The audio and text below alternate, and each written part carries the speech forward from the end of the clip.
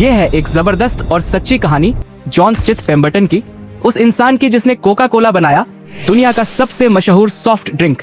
John का जन्म 8 जुलाई 1831 को नॉक्सविले, जॉर्जिया में हुआ। उसका परिवार बहुत अमीर नहीं था। उसके पिता जेम्स पेम्बरटन एक सोल्जर थे, लेकिन वो जॉन को एक सुरक्षित फ्यूचर नहीं दे सके। जब जॉन सिर्फ 13 साल का था, तब उसके पिता का निधन हो गया। उसकी माँ मार्था ने उसे अकेले पाला।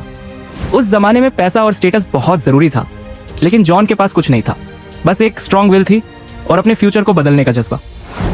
बचपन से ही जॉन ने दिखा दिया था कि वो इंटेलिजेंट है और कुछ सीखने की लगन रखता है। उसकी माँ ने यह समझा और उसे एजुकेशन लेने के लिए मोटिवेट किया, लेकिन नॉक्सविले जैसे छोटे टाउन में ज्यादा मौके नहीं थे। फिर भी जॉन ने हार नहीं मानी। उसने कुछ बड़ा करने का सपना देखा।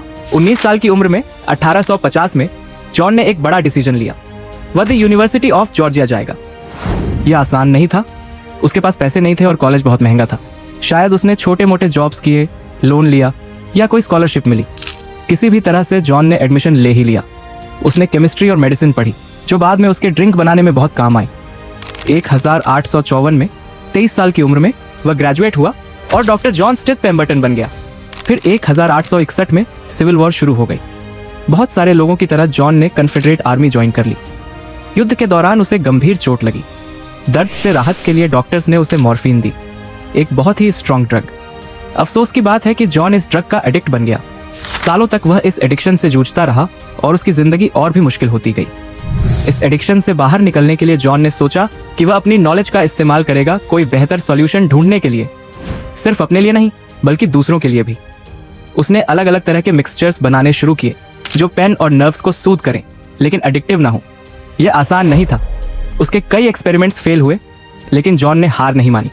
उसे विश्वास था कि वह कुछ वैल्यूएबल बना सकता है। आखिरकार 1886 में 55 साल की उम्र में जॉन ने एक नया ड्रिंक बनाया, कार्बोनेटेड वाटर, कोका लीव्स और कोला नट्स से। उसने इसका नाम रखा पेम्बरटन्स फ्रेंच वाइन कोका।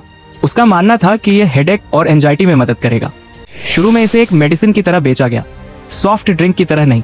लेकिन फिर जॉर्जिया में अल्कोहल पर बैन लग गया, इसलिए फॉर्मूला बदलना पड़ा। इस नए वर्जन का नाम था कोका कोला। लेकिन तब तक जॉन की तबीयत बहुत खराब थी और उसके पास उतने पैसे नहीं थे कि वह इस ड्रिंक को बड़े लेवल पर प्रमोट कर सके। उसे अपने ड्रिंक पर भरोसा था, लेकिन अकेले वह इसे सक्सेसफुल नहीं बना सका। उसी साल उसने इस ड्रिंक के राइट्स एक बिजनेसमैन ऑसा कैंडलर को $2300 में बेच दिए। जॉन को उस समय अंदाजा नहीं था, लेकिन यह दुनिया बदल देने वाला फैसला था। कैंडलर एक बहुत होशियार बिजनेसमैन था। उसने जबरदस्त एडवर्टाइजिंग से कोका कोला को पूरे देश में फेमस बना दिया और बाद में पूरी दुनिया में। दुख की बात है कि जॉन ने यह सक्सेस कभी नहीं देखी। 1888 में, सिर्फ 2 साल बाद, उसकी डेथ हो गई, 57 साल की उम्र में। वह कभी नहीं देख सका कि कोका कोला एक ग्लोबल ब्रांड बन गया है। आज कोका कोला 200 से ज्यादा देशों में बिकता है और बिलियंस लोग इसे एंजॉय करते हैं। लेकिन यह सब शुरू हुआ एक इंसान से, जॉर्जिया के एक छोटे टाउन से, जिसने कभी हार नहीं मानी। चाहे जॉन कोका कोला की सक्सेस न देख पाया हो, लेकिन उसकी लेगेसी आज भी हर बॉटल में जिंदा है।